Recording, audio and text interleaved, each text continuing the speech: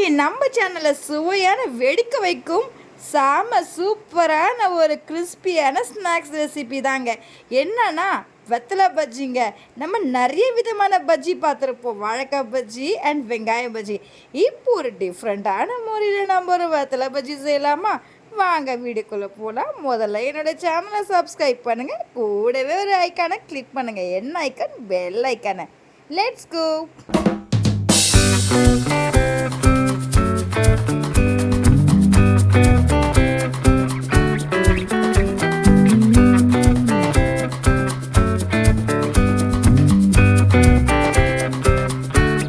ரெசிபியோட உங்களை நான் சந்திக்கிறேன். வத்தலை பஜ்ஜி பார்க்க போகிறோம். இது பார்த்தீங்கன்னா சாதாரண பஜ்ஜியில் வத்தலை பஜ்ஜி வெறும் 10 நிமிஷத்தில் சுலபமாக செஞ்சு எல்லாரையும் ஆச்சரியப்படுத்தலாங்க. கடையில் கூட எங்களுக்கு கிடைக்காதுங்க. நீங்கள் நிறைய விதமான பஜ்ஜி பார்த்துருப்பீங்க, வாழைக்காய் பஜ்ஜி பார்த்துருப்பீங்க, மிளகா பஜ்ஜி பார்த்துருப்பீங்க. பட் வத்தலை பஜ்ஜி அப்படின்னு ஒன்று பார்த்துருக்கீங்களா? பார்த்துருக்க மாட்டீங்களா? இது ஈவினிங் டைமில் ஒரு ஸ்பெஷலாக தந்தீங்க. நீங்கள் பஜ்ஜி பசங்களுக்கு செஞ்சு கொடுத்தீங்கன்னா ரொம்பவே நல்லது. சீக்கிரமாக உங்களுக்கு ஜீரணமாயிடும். நீங்கள் வத்தலையை ஒரு பஜ்ஜியாக போட்டு சாப்பிட்டீங்கன்னா உடம்புக்கு ரொம்ப நல்லது, ஆரோக்கியமானது. இது எப்படி செய்யுது நம்ம அந்த வீடியோக்குள்ளே போகலாமா? மறக்காமல் என்னுடைய ட்ரெண்டிங் சமையலுக்கு சப்ஸ்கிரைப் பண்ண மறந்தாதே, கூட இருக்க லிங்கை ப்ரெஸ் மறந்துடாதீங்க. வாங்க வீடியோக்குள்ளே போகலாம். முதல்ல பார்த்தீங்கன்னா நான் 10-15 வத்தலை எடுத்துருக்கேங்க. அந்த வெத்தலை என்ன பண்ணலாம், நல்லா வாஷ் பண்ணிக்கலாம். நல்லா வாஷ் பண்ணிவிட்டு ஃப்ரெஷ்ஷான வத்தலை தான் அது. வாஷ் பண்ணிட்டதுக்கப்புறமா அதில் இருக்கிற மேலே இருக்கிற அந்த காம்பு இருக்குதுங்களே, அதை நம்ம சிசரில் கட் பண்ணிக்கலாம்.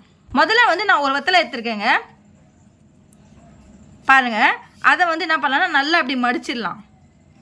இப்படி மடிச்சுட்டு இப்போ இருக்குது நம்மக்கிட்ட சிசர் இருக்குல்ல, அதில் இருக்கிற காம்பை நம்ம கட் பண்ணிடலாம். தெரியுதுங்களா? இந்த மாதிரி மடிச்சிடுங்க. இப்போ நம்மக்கிட்ட இருக்கிற இதே மாதிரி எல்லா வத்திலையுமே மடித்து என்ன பண்ணலாம்னா சிசரில் கட் பண்ணிடலாங்க. கட் பண்ணிடலாம். கட் பண்ணிவிட்டு இப்படியே ஓரமாக வச்சுருங்க. எல்லாமே கட் பண்ணி காம்பலை கட் பண்ணிவிட்டு வச்சுட்டோம். அழகாக அடுக்கி வச்சுருக்க பாருங்கள், சூப்பராக இருக்குது, ஃப்ரெஷ்ஷாகவும் இருக்குங்க. இந்த மாதிரி தான் நீங்கள் கட் பண்ணி வைக்கணும். அடுத்து நம்ம என்ன பண்ணலான்னு சொல்லிட்டு காட்டுறேன். அடுத்த ஒரு பவுல் எடுத்துக்கோங்க. அந்த பவுலில் பார்த்தீங்கன்னா 4 டீஸ்பூன் கடலை மாவு எடுத்துக்கோங்க. அடுத்து பச்சரிசி மாவு நம்ம 2 டீஸ்பூன் ஆட் பண்ணிக்கலாங்க. இது பார்த்தீங்கன்னா கடலை மாவு பார்த்தீங்கன்னா நீங்கள் 4 ஆட் பண்ணும்போது பச்சரிசி மாவு 2 ஆட் பண்ணுங்கள். நம்ம 1 டீஸ்பூன் தனி மிளகாய்த்தூள் ஆட் பண்ணிக்கலாங்க. 2 டீஸ்பூன் தனியாத்தூள் ஆட் பண்ணிக்கோங்க. சீரகம் நல்லா அரைச்சிடுங்க. அதை அரைச்சிட்டு அந்த பவுடரை ஆட் பண்ணிக்கலாம். 1 டீஸ்பூன் ஆட் பண்ணிக்கோங்க. தேவையான அளவு உப்பு ஆட் பண்ணிக்கோங்க. இந்த இதில் ஒரு பிஞ்ச் அளவு ஆப்ப சோடா மாவு ஆட் பண்ணிக்கோங்க, 1 டீஸ்பூனு. கொஞ்சமாக பெருங்காயத்தூள் ஆட் பண்ணிக்கோங்க. இதெல்லாம் ஆட் பண்ணோன்னா பெருங்காயத்தூள் ஆட் பண்ணால் நல்லா டேஸ்ட் கொடுக்கும் அண்ட் நல்லா ஜீரணமாகும் நம்மளுக்கு. இதெல்லாம் என்ன பண்ணனா நல்லா மிக்ஸ் பண்ணிக்கோங்க.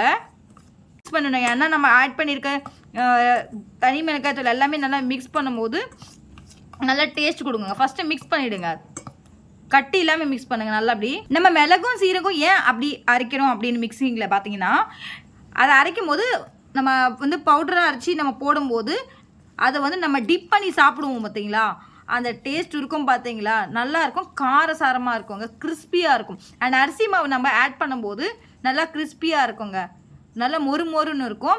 அண்ட் வாசனையும் அவ்வளோ தூக்கமாக இருக்கும், கம்மன்னு இருக்குங்க மிளகு சீரகம் ஆட் பண்ணும்போது. இப்போ நம்ம கட்டி இல்லாமல் மிக்ஸ் பண்ணால் கொஞ்சமாக தண்ணி விட்டுட்டு நீங்கள் கட்டி இல்லாமல் மிக்ஸ் பண்ணுங்கள். நம்ம மாவு எல்லாமே ரெடி பண்ணிட்டோம். ரொம்ப கட்டியாகவும் இருக்கக்கூடாது, ரொம்ப தனியாக இருக்கக்கூடாது, மீடியமாக இருக்கணும். நம்ம வத்தலை பார்த்திங்கன்னா டிப் பண்ணுற அளவுக்கு இருக்கணுங்க.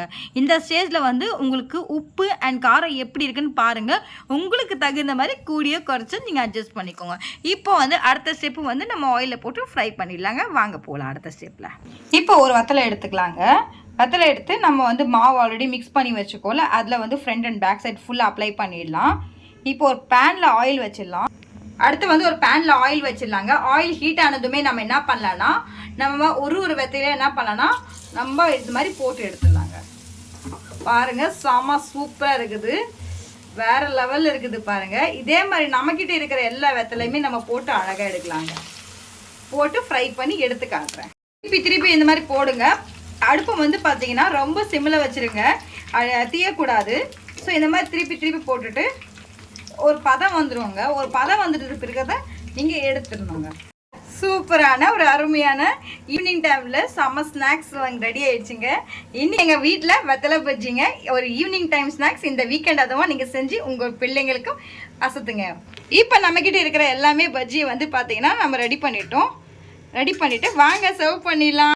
செம்ம சூப்பரான கிறிஸ்பியான ஒரு வத்தலை பஜ்ஜி ரெடிங்க. சூடாக ஒரு காப்பி கையில் வச்சுட்டு இந்த சுவையை கண்டிப்பாக நீங்கள் ருசித்து பாருங்கள் செம்ம சூப்பராக இருக்குது. இதுக்கு வந்து பார்த்திங்கன்னா நம்ம வந்து இன்றைக்கி வேர்க்கடலை சட்னி தாங்க செஞ்சுருக்கோம். செம்மையாக இருக்குங்களே, டேஸ்ட்டு வேறு லெவலில் இருக்குங்க.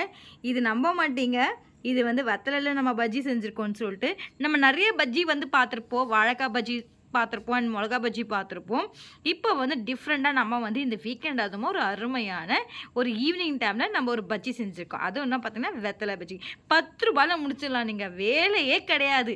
கிறிஸ்பியாக இருக்கும், வெளியில் பார்த்தீங்கன்னா அழகாக இருக்கும், ஆனால் சாப்பிடும்போது வேறு லெவலில் இருக்குங்க, கிறிஸ்பியாக இருக்கும். இந்த ரெசிபி பிடிச்சிருந்தா உடனே உங்கள் வீட்டில் இருக்கிற அடுப்பறைக்கு போயிட்டு ட்ரை பண்ணுங்கள். இது வந்து குழந்தைங்கள்லேருந்து பெரியவங்க வரை ரொம்ப விரும்பி சாப்பிடுவாங்க. இது நல்லா செரிமானம் கொடுக்குங்க. செரிமானம் மட்டும் இல்லாமல் ரொம்ப கிறிஸ்பியாகவும் இருக்கும். பல்லுக்கு வந்து பார்த்திங்கன்னா ரொம்பவே நல்லதுங்க. இது நம்ம வந்து டீத்தில் வந்து கம்ஸ் இருக்குங்கள, அந்த கம்ஸ் வந்து பார்த்திங்கன்னா ரொம்ப ஸ்ட்ராங் ஆகிறதுக்காக இது நம்ம சாப்பிடுவோங்க மோஸ்ட்டாக. இப்போ நம்ம கல்யாணத்துக்கெல்லாம் போகும்போது நிறைய வெத்தலை இருக்கும், வேஸ்ட் ஆகிட்டு இருக்கும். அதெல்லாம் வந்து என்ன பண்ணுவாங்கன்னா தூக்கி போட்டுருவாங்க.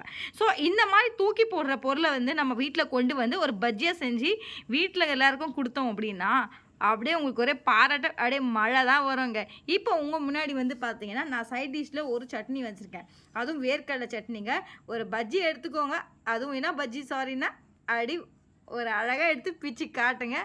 நம்மளுடைய வெத்தலை பஜ்ஜி பிச்சுட்டு பாருங்கள், செம்மையாக இருக்குது, அப்படியே வேறு லெவலில் இருக்குது பாருங்கள் நல்லா. இப்போ வந்து சட்னியோட ஒரு அப்படியே டிப் பண்ணிவிட்டு நான் சாப்பிட்டு காட்டுறேன் பாருங்கள். வேறு லெவலுங்க, உண்மையாக சொல்கிறேங்க, டேஸ்ட் ஆஹா நல்லதுங்க. இந்த ரெசிபி பிடிச்சிருந்தா, சப்போஸ் என்னோடய வீடியோக்கு பிடிச்சிருந்தா லைக் பண்ணுங்கள், ஷேர் பண்ணுங்கள், சப்ஸ்கிரைப் பண்ணுங்கள். மறக்காமல் என்னோட ட்ரெண்டிங் சமையலுக்கு சப்ஸ்கிரைப் பண்ணாமல் இருந்தால் அதை கூடவே ஒரு பெல் ஐக்கானை கிளிக் பண்ணுங்கள் ப்ளீஸுங்க. நீங்கள் கிளிக் பண்ணால் மட்டும்தான் நான் போடுற வீடியோஸ் உங்களுக்கு உடனே வரும். அடுத்த வீடியோவில் இன்னும் சுவையான ஈஸியான ரெசிபியுடன் சந்திக்கலாம். இப்போ உங்களோட எல்லாமே விடைபெறுவது take care, bye bye, love you all, happy weekend.